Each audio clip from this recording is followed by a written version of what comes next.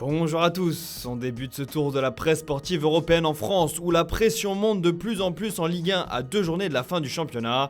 Pression pour un champion, titre l'équipe ce matin. Un duel à distance entre le LOSC et le PSG qui pourrait rapidement tourner en cas de faux pas de l'un des deux prétendants. Le leader qui reçoit Saint-Etienne ce soir tandis que Paris reçoit lui le Stade de Reims. Un PSG qui ne veut rien lâcher à en croire le Parisien.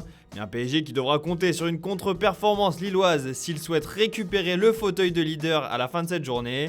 La pression qui monte également du côté de Monaco où l'ASM pourrait bel et bien perdre sa 3ème place au profit de l'OL en cas de défaite face à Rennes ce soir. 3 finales titre Nice matin en une de son édition sport du jour. 2 rencontres de championnat et une finale de Coupe de France pour les Monégasques qui pourraient réaliser un très gros coup s'ils venaient à se qualifier pour la prochaine Ligue des Champions tout en remportant un trophée. Attention cependant à ne pas tout perdre dans ce sprint final. Allez, on prend la direction de l'Angleterre pour la suite de cette revue de presse puisque si la finale de la Coupe de France n'a toujours pas été disputée, celle de la FA Cup avait-elle lieu hier à Wembley. Les Foxes fantastiques titre le Daily Telegraph en une de son édition dominicale. Une victoire 1-0 de Leicester face à Chelsea qui permet aux hommes de Brendan Rodgers de glaner la toute première Coupe d'Angleterre de l'histoire du club. De son côté, le Daily Star félicite des Foxes en argent, victorieux devant le près de 21 000 fans et dans une atmosphère qui avait manqué à n'importe quel amateur de football. Des fans dont la clameur s'est très largement fait entendre après la frappe absolument splendide de l'ancien monégasque Youri Tielemans qui est venu se loger dans la lucarne de Kepa Arrizabalaga. Une réalisation mise en avant en une de la dernière heure pour qui Youri Tielemans offre la FA Cup à Leicester.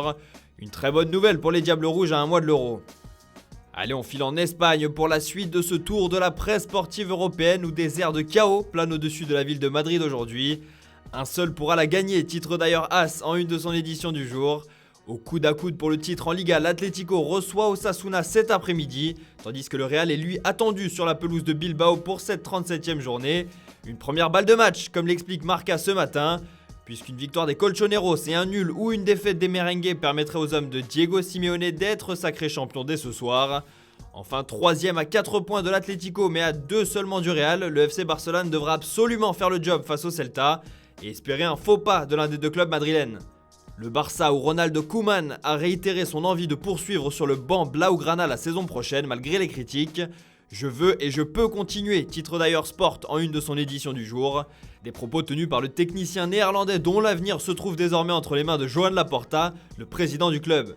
Un président qui pourrait laisser l'ancien coach d'Everton en place pour la saison à venir, ou pas, alors que le Diary Ara indique lui que le nouveau boss du Barça aurait choisi Xavi Hernandez. Affaire à suivre.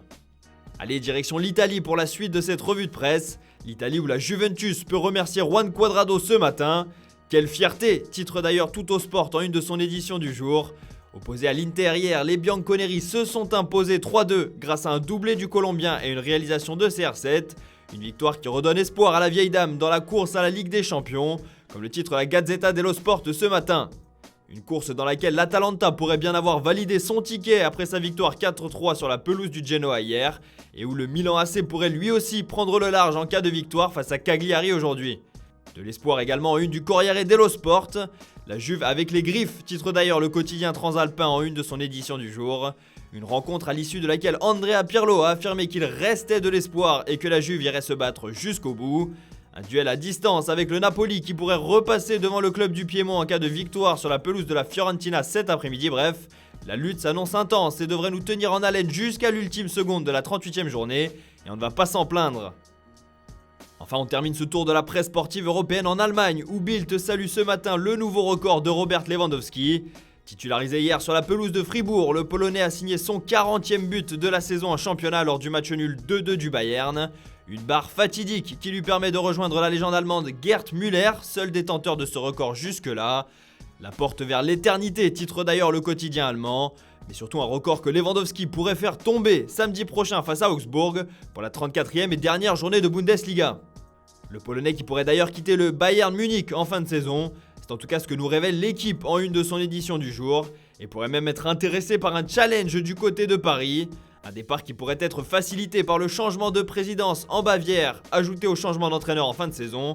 Mais une information à nuancer, car cette arrivée pourrait être liée à un potentiel départ de Kylian Mbappé. Et pour le moment, rien n'est acté ni d'un côté ni de l'autre. Affaire à suivre.